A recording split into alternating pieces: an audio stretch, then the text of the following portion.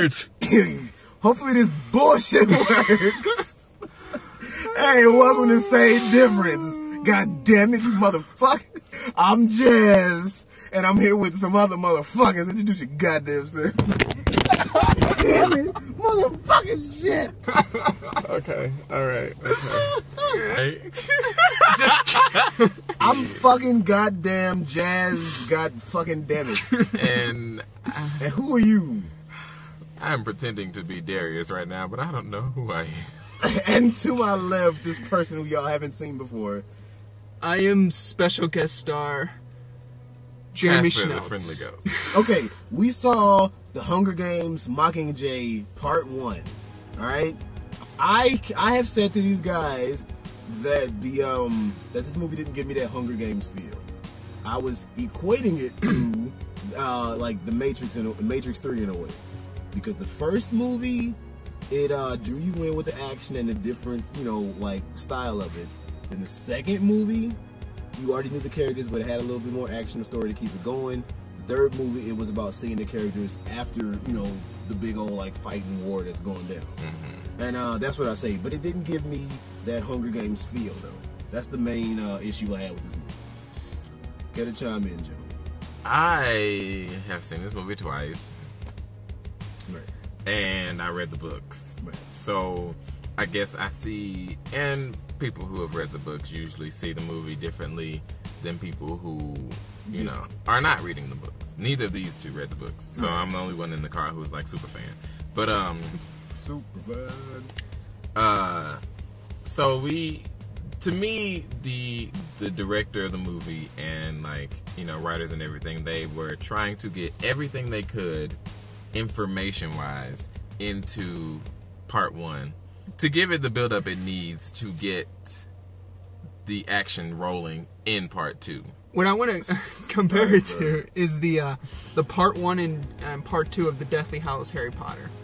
I am not a Harry Potter fan. He's not a Harry Potter fan, but Darius can kind of have a conversation. Because the part 1 was slow. It was like build up. They were finding Horcruxes, and they showed, how they were trying to accomplish the war and everything. And then part 2, it just snapped right into everything. But you see, to me, and that's exactly how it happens because they're traveling around so much. And yeah. It's just kind of like, to me, I like part 1 of Deathly Hallows more than I like part 2. Really? Yeah. And I say that because I like the story of part 1 more so than everything that happens in part 2. Like, yeah, there's Neville, he comes and fucking kills the snakes. Like, yeah, you do that shit.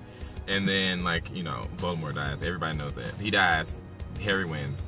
Whatever. Bruce Willis is a ghost. Speaking of, liking the first part better than the second, I'm one of the few people that like the first Hunger Games best out of the 3 so far. The first one was too messy to me. Like, it was the slow. first one was the It very least slow. true to the book. Well, see, because I tell everybody this. I was working at a movie theater at the time, so I could see movies for free. I had seen everything, and I'm the kind of person where I take a chance on a movie. I went into and I could see it for free, so I was like, fuck it.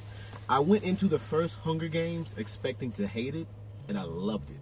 I was like, when is the next one? Went to the second Hunger Games expecting to love the fuck out of it, and felt a little underwhelmed.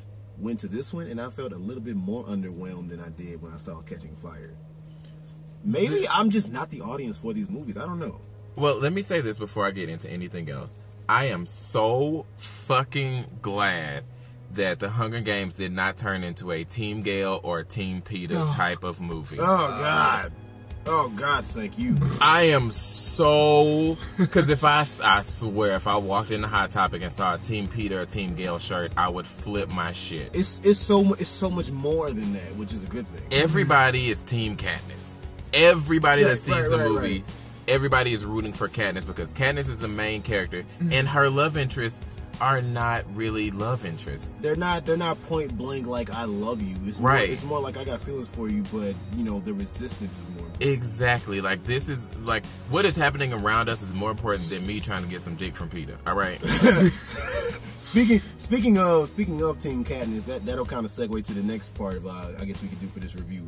Let's talk about some of the performances. You know, let's go with the main person, Jennifer Lawrence. How did she do? J-Law is perfection. Well, she won an Oscar and then she was nominated for another one. So I think everybody that goes into this movie is knowing that her performance is They're going to be expecting good. a really good performance. Yeah. And it is. She it is. delivers. She every goes time. 0 to 100 when requested, like perfectly. She delivered. To me, her acting in this film, from top to bottom, I was saying this actually to my friend the other day when we saw it. She's playing a different type of Katniss. Mm-hmm. True. In the first movie, she was scared. She was, I'm going into these games. I don't know what the fuck is going to happen. I got to pretend like I love this dude, and I really don't like him. The second one, it was more than anger and fire. She was angry. Yeah. She was upset. She's like, I got to go back to this game. Yeah. She's still scared because it's like, well, shit, all these people But it was don't want more of a before. like, I'm ready. Right.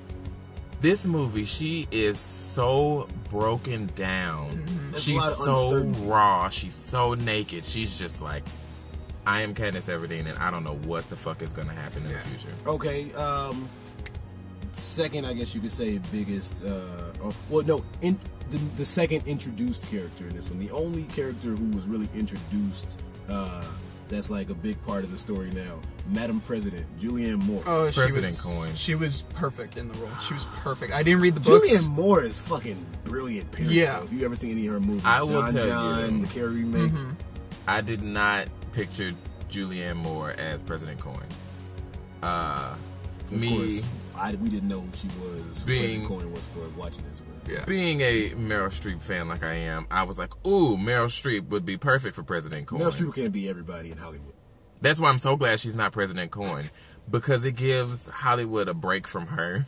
Because she's in The Woods, she's in August Osage County. Which is You know, she's done fucking amazing movie. Haven't seen it. You need to watch it. But you know, Julianne Moore, she's got the voice. That's what sold it for me with Julianne Moore being President Coin was her voice. When I looked at Very her, I was like, calm, but very powerful. she's got what I like to call the automated voice in this film. She sounds like a recording. Yeah. And that is exactly what I picture when I would hear President Coin talking in the book. Almost like Anthony Hopkins in Silence of the Lambs Yeah. with his voice. Precisely. Where it was like such range in acting, but it almost seemed like he wasn't doing shit. If that makes any sense. Yeah. Philip Seymour Hoffman, I forget his character name. Plutarch Heavensbee. That's He who was plays. he was good. He Definitely. didn't have as much to do in this one as he did in the last one. And I think a lot of that, because Plutarch is much more prominent in the book, a lot of that is because he did die. Yeah. So it, And so I think they to jump around the fact that he still had a week of filming to do for the second movie, they kind of like cut down on some of what his character had to do.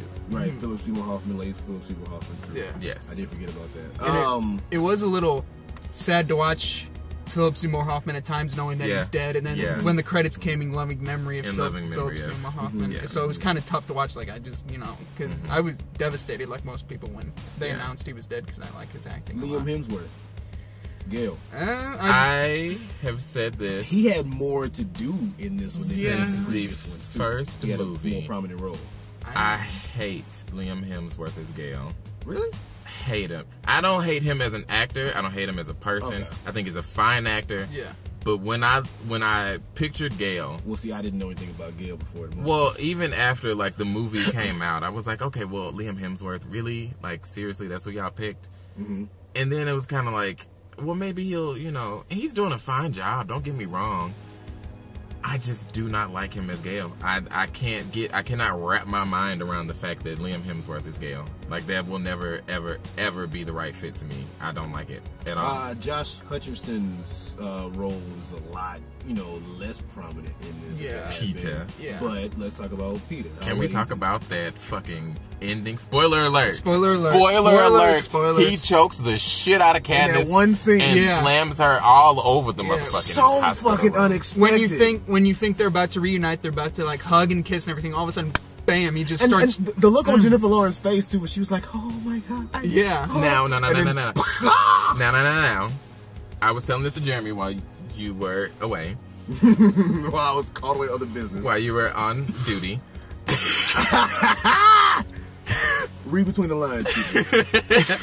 When she's talking to President Snow, this is another spoiler alert. This is something that did not happen in the book, but they put it into the movie, which I think was a very good detail. She's talking to President Cohen via video chat, and he says in the end of the chat, "It's the things we love the most that destroy us." And as soon as he said that, I was like, "Fuck!" That's why. That like tied together the fact that when Katniss goes in to see Peeta, he like fucks her up. I thought Josh Hutcherson, though, with what he had to do, he didn't have as much to do, but with what he had to do, he did great. Really honestly, he's a really good actor. Yeah, honestly, I think he was one of the most important parts in the movie. Oh hell yeah! Yeah. This show has ranged more so than the last two. Yeah. If you think Definitely. President Snow. Dick. He's a dick. Oh, the guy I hate who played him. I don't know. Well, that Donald Sutherland. Yeah, he plays such a good. He was asshole. good, man. He's so good. I love Donald Sutherland as President Snow. He's good.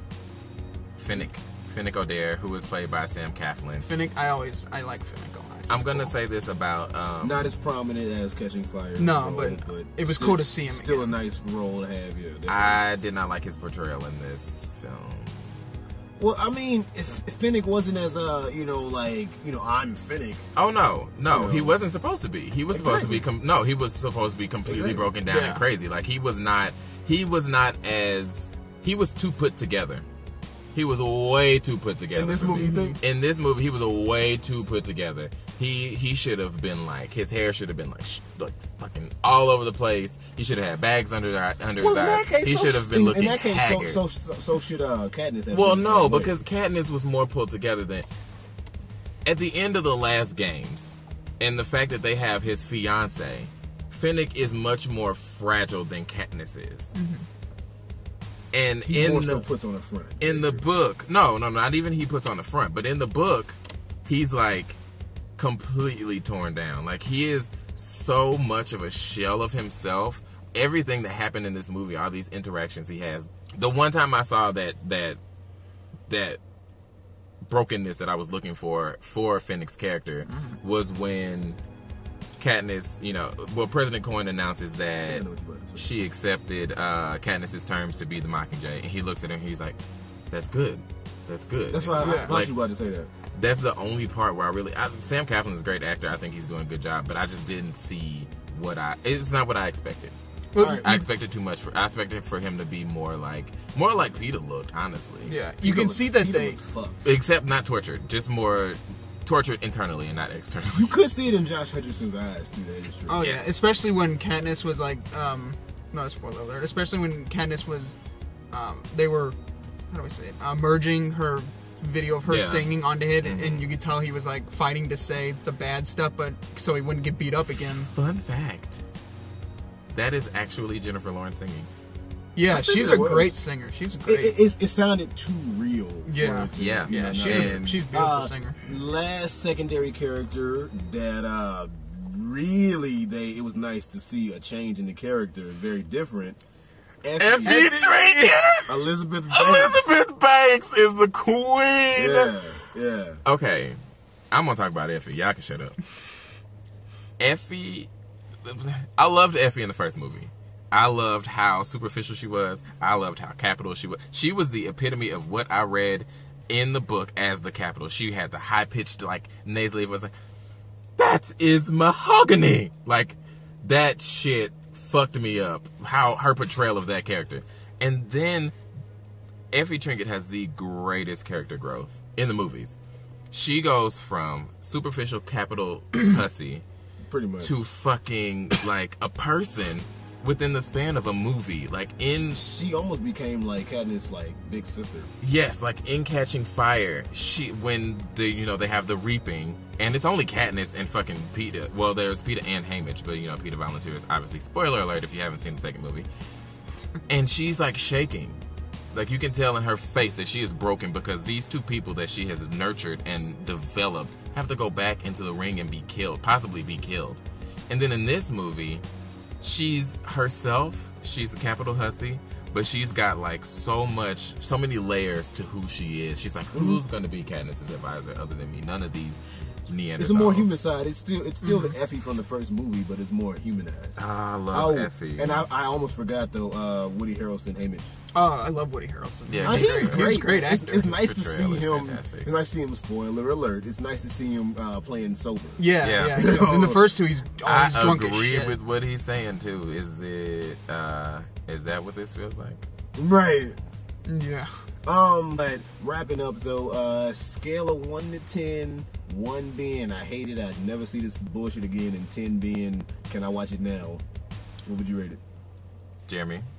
I'd give it about a 7.5. I love the build-up they had through the movie. Some points in the movie did drag a little bit, but I love that the whole movie's a build-up, and I know the second part is just going to launch all the epic action and all the dramatic. People are going to be crying and hoping for survival and stuff. But I definitely give it about a 7.5, maybe an 8. I cannot rate it that high, unfortunately.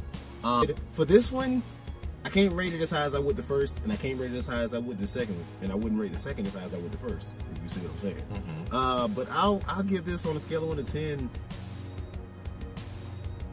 like a 6 or 6.5. I gotta be honest, and I don't want fans to be like, what the fuck, but that's my honest opinion. I didn't love it, but it is definitely above average on a movie scale. So 6 or 6.5, I'm a little torn. Let's say 6.5. Because Jennifer Lawrence is acting, Woody Harrelson, Elizabeth Banks. I mean, acting. So, to name a few. I'm gonna give this movie like a 7. I'm surprised you didn't rate it higher. No, you. Yeah. I cannot rate it any higher because of certain things. Comparison book to movie, and just. Like I said, Sam Claflin, no shade to Sam Claflin, but just Finnick not being, to me, what he should have been, which he should have been way more broken. And, like, the acting in the movie definitely boosted a lot of it. Yeah, the acting in the movie is very nice. I definitely got to give it a 7.